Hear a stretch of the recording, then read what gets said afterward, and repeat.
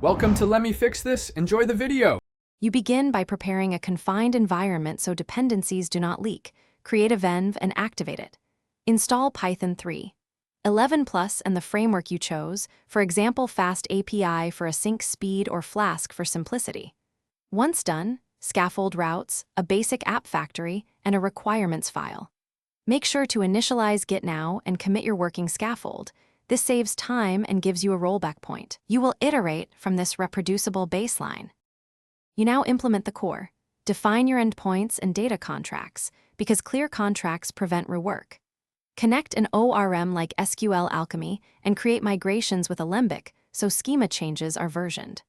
Once data is reliable, add caching with Redis and background processing via Celery or RQ to keep requests fast. Make sure to add authentication using JWT or OAuth2 and centralize config. Then write tests that exercise main flows. You finalize by containerizing the app and wiring up continuous integration so builds are repeatable, push images to a registry and deploy with health checks. Once live, add structured logging, metrics, and alerts so you know when performance slips. Run load tests and configure graceful shutdowns to avoid losing requests. If something breaks, check the app logs and trace the request path. Correlate request ID across services to isolate the failing component quickly, then roll back if needed.